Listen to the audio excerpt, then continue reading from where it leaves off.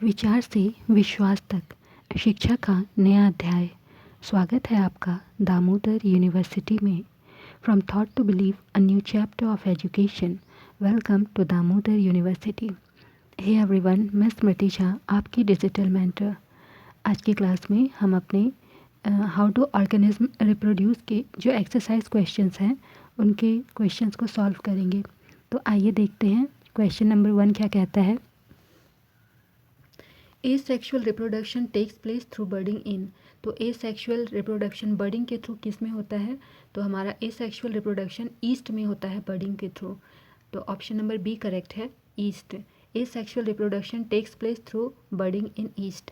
Question number 2 कहता है which of the following is not a part of the female reproductive system in human beings. तो human beings में female reproductive system का कौन सा part इनमें से नहीं है? तो option number C vas deferens, ये फीमेल रिप्रोडक्टिव सिस्टम का पार्ट नहीं है। तो ऑप्शन नंबर सी आपका करेक्ट आंसर है। Vast difference is not a part of female reproductive system in human beings. Question number 3 पूछता है द एंथर कंटेन्स। तो एंथर में क्या चीज़ होती है? तो एंथर में पॉलन ग्रेन होता है। Option number D correct answer है। The anther contains pollen grains. Question number 4 पूछता है what are the advantages of sexual reproduction over asexual reproduction. तो ए सेक्सुअल रिप्रोडक्शन का और सेक्सुअल रिप्रोडक्शन के ऊपर सेक्सुअल रिप्रोडक्शन का क्या एडवांटेज है? तो एडवांटेजेस ऑफ सेक्सुअल रिप्रोडक्शन क्या है? In sexual reproduction more varieties are produce. Sexual reproduction में ज़्यादा वेराइटीज़ प्रोड्यूस होती हैं। Thus it ensures survival of species in a population. तो यहाँ पर सर्वाइवल स्पीशीज़ का यहाँ पर थोड़ा ज़्यादा होता है। The new formed individual are characterised of both the parents. तो जो नया इंडिविजुअल फॉर्म होता है यहाँ पर दोनों ही पेरेंट के कैरेक्टर्स प्रेजेंट होते हैं इनमें। Variations are more visible in sexual reproduction sexual mode than in asexual mode. इन यहाँ पे लिखा है जो वेरिएशन जो होते हैं variations are more viable in sexual mode. तो ये सेक्सुअल मोड में जो वेरिएशन होते हैं ये ज़्यादा वाइएबल होते हैं in comparison to asexual mode. This is because in asexual reproduction DNA has to function inside the inherited cellular apparatus। तो ऐसा इसलिए होता है क्योंकि यहाँ asexual रिप्रोडक्शन में DNA जो फंक्शन करता है वो सेलुलर apparatus के अंदर फंक्शन करता है। क्वेश्चन नंबर 5 कह रहा है what are the functions performed by the testis in human being. तो ह्यूमन बींग में टेस्टिस का क्या फंक्शन है? आंसर है the testis are the male reproductive organs that are located outside the abdominal cavity within a pouch called scrotum। तो testis जो है ये मेल रिप्रोडक्टिव ऑर्गन का एक पार्ट है जो कि एब्डोमिनल कैविटी के बाहर प्रेजेंट होता है, एक पॉच में प्रेजेंट होता है जिसको स्कॉटम कहते हैं। फंक्शन टेस्टिस के क्या हैं? पहला है प्रोड्यूस स्पर्म, स्पर्म प्रोड्यूस करता है। दूसरा है produce a hormone called testosterone which brings about secondary sexual characters in boy. तो दूसरा क्या है कि ये जो है टेस्टोस्टेरोन हार्मोन प्रोड्यूस करता है जो कि बॉयज़ में सेकेंडरी सेक्सुअल कैरेक्टर को लेकर के आता है। क्वेश्चन नंबर 6 पूछ रहा है why does menstruation occur. Menstruation क्यों होता है? आंसर है menstruation is the process in which blood and mucus flows out every month through the vagina. तो मैंसुरेशन एक प्रोसेस है जिसमें कि ब्लड और म्यूकस जो है वो वजाइना के थ्रू बाहर निकलता है। This process occurs every month because one egg is released from the ovary every month and at the same time the uterus prepares itself to receive the fertilized egg। तो ये जो process होता है हर month में होता है क्योंकि हर month में एक एग जो है वो ओवरी से एक एग जो है वो रिलीज़ होता है और उसी टाइम में जो यूट्रस है अपने आप को प्रिपेयर करता है एग को फर्टिलाइज़ करने के लिए। Thus the inner lining of the uterus gets thickened and is supplied with blood to nourish the embryo। तो इस केस में क्या होता है जो इनर लाइनिंग होती है यूट्रस की वो थिक हो जाती है, मोटी हो जाती है ताकि जो एम्ब्रियो अगर बने तो यहाँ पर उसको ब्लड के थ्रू उसको नरिशन मिल पाए। If the egg does not fertilised, अगर एग फर्टिलाइज नहीं होता है तो क्या होगा? Then the lining of the uterus break down slowly and gets released in the form of blood and mucus from the vagina. तो अगर यहाँ पर एक फर्टिलाइज नहीं होता है तो इसके केस में जो ये जो लाइनिंग होती है यूट्रस की ये टूट जाती है और स्लोली इसमें से ब्लड और म्यूकस के फॉर्म में ये वजाइना के थ्रू बाहर आ जाती है। क्वेश्चन नंबर 7 कहता है draw a labelled diagram of the longitudinal section of flower. तो फ्लावर का लॉन्गिट्यूडनल सेक्शन का डायग्राम बनाना है। तो ये है आपका लॉन्गिट्यूडनल सेक्शन का डायग्राम। ये पार्ट सेपल कहलाता है, ये पार्ट पेटल कहलाता है, ये स्टेमन है और ये कार्पल कहलाता है। क्वेश्चन नंबर 8 कहता है what are the different methods of contraception. तो कॉन्ट्रासेप्शन का डिफरेंट मेथड बताना है। आंसर है the contraceptive method can be broadly divided into the following type. पहला है नेचुरल मेथड। नेचुरल मेथड में क्या है, it involves avoiding the chances of meeting of sperm and ovum. तो इसमें स्पर्म और ओवम के मीट करने के चांसेस को अवॉइड किया जाता है। In this method the sexual act is avoided from day 10th to 17 of the menstrual cycle because during this period ovulation is expected and therefore the chances of fertilization are very high।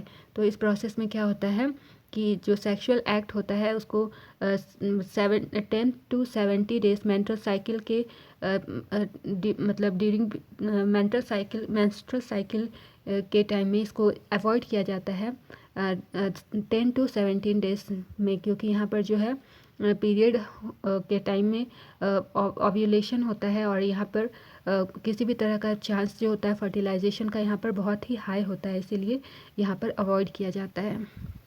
Question अगला है barrier method. इसमें क्या होता है, in this method the fertilisation of ovum and sperm is prevented with the help of barriers. तो इसमें barrier के help से फर्टिलाइजेशन को रोका जाता है। Barriers are available for both males and female. तो ये मेल और फीमेल दोनों के लिए अवेलेबल है।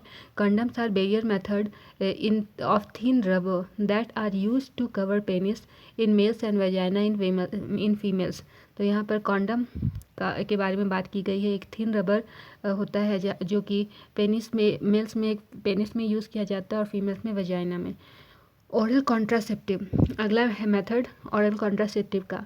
इन दिस मेथड टैबलेट्स और ड्रग्स आर टेकन ओरली। यहाँ पर टेबलेट या ड्रग को ओरली लिया जाता है।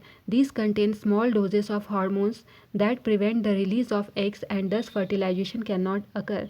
तो इस केस में यहाँ पर हार्मोन का स्मॉल डोज दिया जाता है जिस वजह से एग का फर्टिलाइजेशन को रोका जा सके। इम्प्लांट्स अगला है इम्प्लांट्स एंड सर्जिकल मेथड। ये अगला मेथड है इम्प्लांट और surgical method. Contraceptive devices such as the loop और copper T are placed in uterus to prevent pregnancy. तो यहाँ पर कॉन्ट्रासेप्टिव डिवाइस का यूज़ किया जाता है जिसे कॉपर टी कहते हैं ताकि प्रेगनेंसी को रोका जा सके। Some surgical methods can also be used to block the gamete transfer. कुछ और सर्जिकल मेथड का यूज़ किया जाता है ताकि गैमेट का ट्रांसफ़र को रोका जा सके। It includes the blocking of vas deferens to prevent the transfer of sperm known as vasectomy. तो यहाँ पर क्या होता है, जो वास्ट डिफरेंस है उसको जो है ब्लॉक कर दिया जाता है ताकि स्पर्म का ट्रांसफ़र नहीं हो सके और ये प्रोसेस वैस्कोटोमी कहलाता है। Similarly fallopian tubes of the female can be blocked so that the egg will not reach the uterus known as tubectomy। तो यहाँ पर इसी तरह से जैसे मेल में ब्लॉक किया गया था वैसे ही फीमेल में भी फॉलन ट्यूब को ब्लॉक कर दिया जाता है ताकि जो एग है वो यूट्रस तक नहीं पहुँच पाए और इस प्रोसेस को ट्यूबेक्टोमी कहते हैं। क्वेश्चन नंबर 9 कह रहा है how are the modes of reproduction different in unicellular and multicellular organism. तो यूनिसेलुलर और मल्टीसेलुलर ऑर्गेनिज्म में मोड्स ऑफ रिप्रोडक्शन कैसे अलग है ये बताना है। आंसर है in unicellular organism reproduction occurs by the division of entire cell. तो यूनिसेलुलर में रिप्रोडक्शन इंटायर सेल के थ्रू होता है। The mode of reproduction in unicellular organism can be fission, budding etcetera. तो mode of reproduction unicellular organism में क्या क्या हो सकता है, फिजन हो सकता है, बर्डिंग हो सकता है। Whereas in multicellular organism specialised reproductive organs are present. तो मल्टीसेलुलर ऑर्गेनिज्म की बात करें तो यहाँ पर स्पेशलाइज्ड रिप्रोडक्टिव ऑर्गेन्स प्रेजेंट होते हैं। Therefore, they can reproduce by complex reproductive method such as vegetative propagation, spore formation, etc. तो इसलिए यहाँ पर जो रिप्रोडक्शन होता है ये कॉम्प्लेक्स रिप्रोडक्टिव मेथड के थ्रू रिप्रोडक्शन होता है, जैसे कि vegetative propagation, spore formation, etc. In more complex multicellular organisms such as human beings and plants, the mode of reproduction is sexual reproduction. तो यहाँ पर कॉम्प्लेक्स मल्टीसेलुलर ऑर्गेनिज्म की बात की जाए, जैसे कि ह्यूमन बींग है या प्लांट्स हो गए, तो यहाँ पर मोड ऑफ रिप्रोडक्शन कैसा होता है? सेक्सुअल रिप्रोडक्शन होता है। क्वेश्चन नंबर 10 कह रहा है how does reproduction help in providing stability to populations of species. तो यहाँ पर मोड ऑफ रिप्रोडक्शन कैसे हेल्प करता है ये बताना है।